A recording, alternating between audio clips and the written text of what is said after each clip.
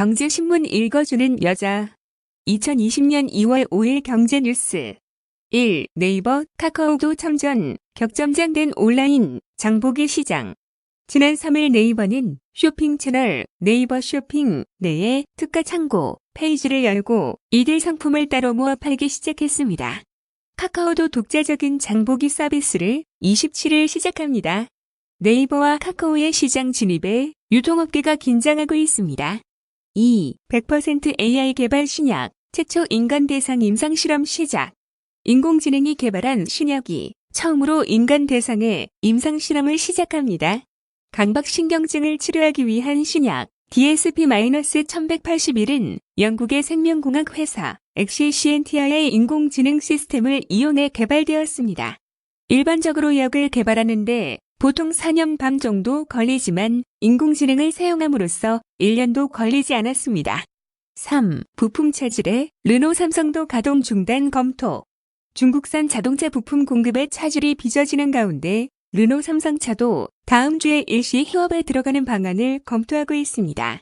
르노 삼성차는 중국 업체가 10일 이후에 정상 가동할 계획이라고 알려왔지만 공장을 재가동하는데 시간이 필요해 단기간 공급 차질은 불가피하다고 설명했습니다. 이에 따라 부품 공급이 정상화될 때까지 2에서 3일 휴업할 계획이지만 중국 공장이 휴업을 연장할 가능성도 있어 전망이 불투명하다는 분석도 나옵니다. 4. 아모레퍼시픽, 지난해 영업이익 4,278억 원, 전년비 11% 감소. 아모레퍼시픽은 지난해 연결 기준 영업이익이 4,278억 3,459만 원으로 전년 대비 11.2% 감소했다고 5일 공시했습니다. 같은 기간 매출액은 5만 8,014억 원으로 5.7% 늘었으며 당기순이익은 2,103억 5,555만 원으로 37.2% 줄었습니다. 회사 측은 해외 사업 투자 확대 및 광고 선정비 증가로 이익이 감소했다고 밝혔습니다. 5. 신종 코로나 위협에 한국팜 CES도 연기. 5일 산업통상자원부는 대한민국 혁신산업대전 개최를 준비해온 6개 공동주관기관이 최근 신종 코로나 확산에 따라 전시회 개최를 연기하기로 결정했다고 밝혔습니다. 주관기관들은 참가기업들과 논의해 추후 적절한 시기에 행사를 다시 열 수 있도록 준비하겠다는 계획입니다.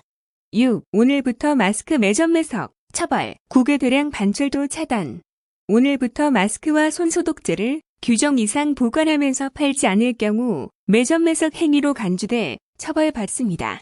정부는 마스크와 손소독제의 수급 안정을 위해 국외 대량 반출도 차단하기로 했습니다. 보건용 마스크와 손소독제의 매점 매석 행위를 막기 위한 고시가 오늘부터 시행됐습니다. 마스크와 손소독제의 수급 안정을 위해 정부는 국외 대량 반출도 차단하기로 했습니다.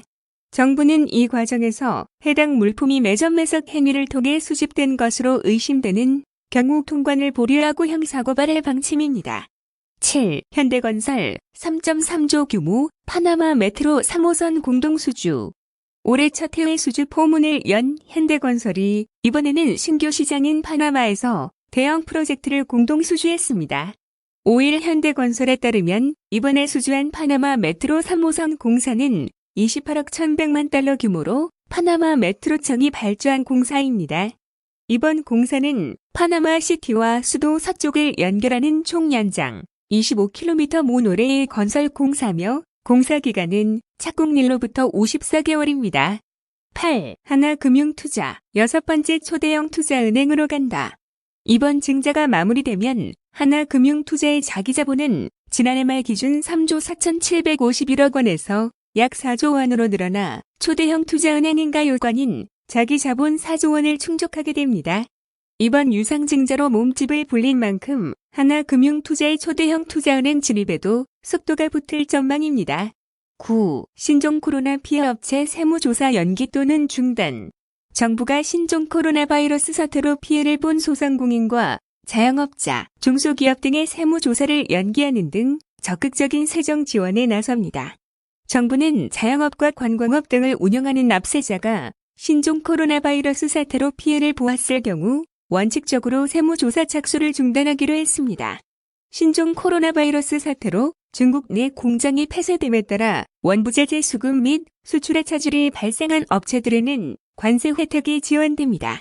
10. 한진칼 경영권 분쟁에 주주가치 제고 기대.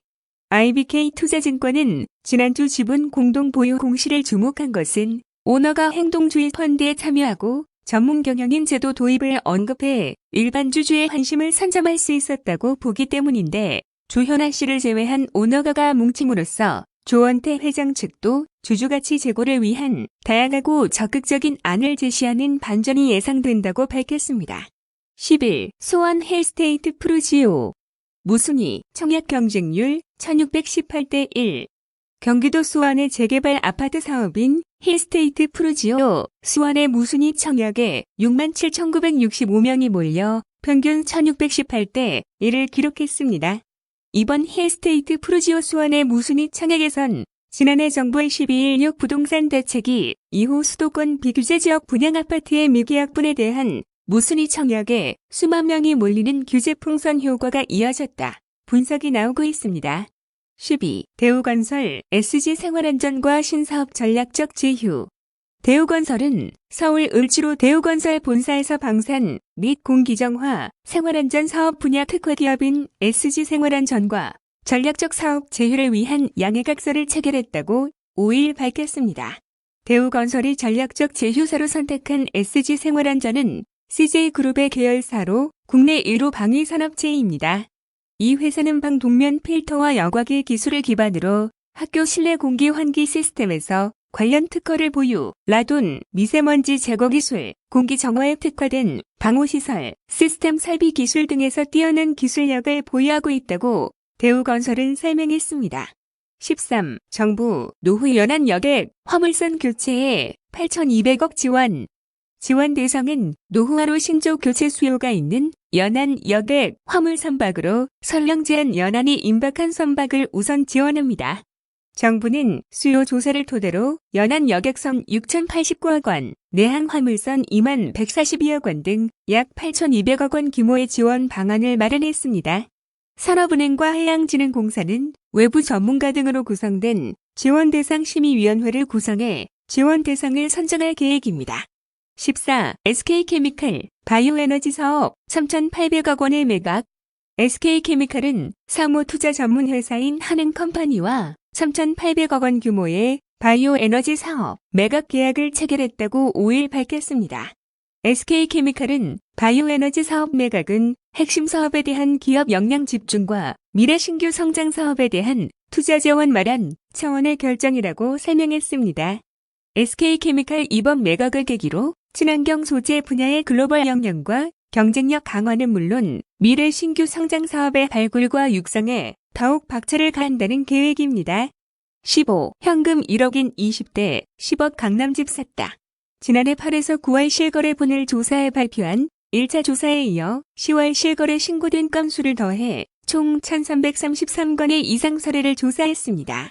이번 조사 결과 9억 원 이상 아파트 거래에서 편법, 불법 사례가 많았습니다. 투기 과열 지구내 9억 원 초과 주택을 거래할 경우 실거래 신고와 동시에 바로 조사에 들어간다는 방침입니다. 16. 1월 말 외환 보유액 4,096.5억 달러. 또 사상 최고. 1월 말 우리나라 외환 보유액이 4,096억 5천만 달러로 사상 최고치를 기록했습니다. 한국은행이 5일 발표한 2020년 1월 말 외환 보유액에 따르면 1월 말 기준 외환 보유액은 4,096억 5천만 달러로 지난해 12월 말 대비 8억 4천만 달러 증가했으며 유가증권이 3,784억 5천만 달러로 전체 외환 보유액 중 92.4%를 차지했습니다.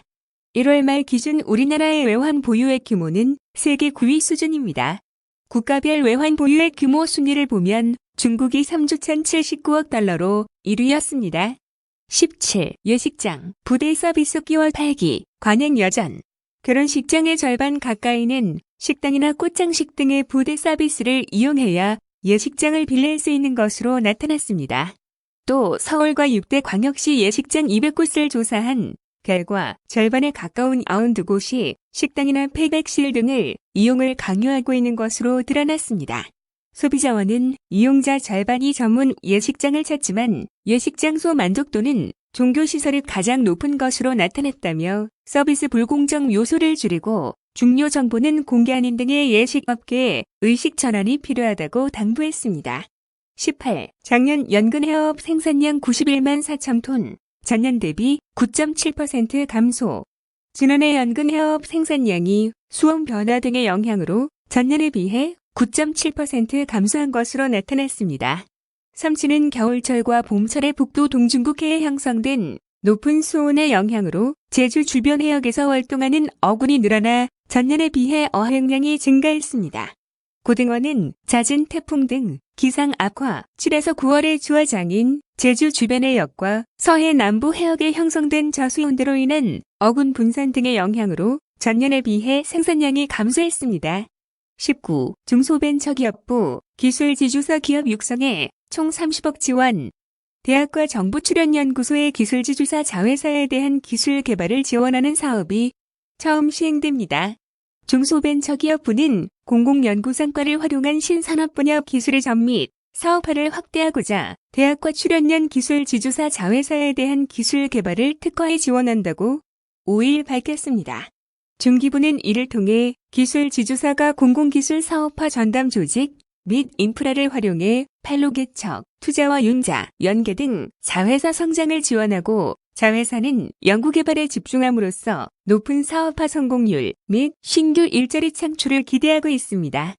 20. 하나금융, 지난해 손익 2조 4천억 원, 지주 설립 후 최대. 하나금융은 2019년 연결 기준 당기순이익이 2조 4,084억 원으로 1년 전보다 7.8% 증가했다고 4일 공시했습니다. 그룹의 핵심 이익은 1년 전보다 2.1% 증가한 8조 300여억 원을 기록했습니다. 하나금융의 핵심 관계사인 하나은행은 지난해 2조 1,565억 원의 연결 당기순이익을 기록했으며 이는 1년 전보다 3.4% 증가한 규모입니다. 이자 이익은 5조 4,140억 원, 수수료 이익 8,864억 원으로 핵심 이익은 1년 전보다 2.7% 늘었습니다. 2020년 2월 5일 경제뉴스 끝. 구독과 좋아요 부탁드립니다.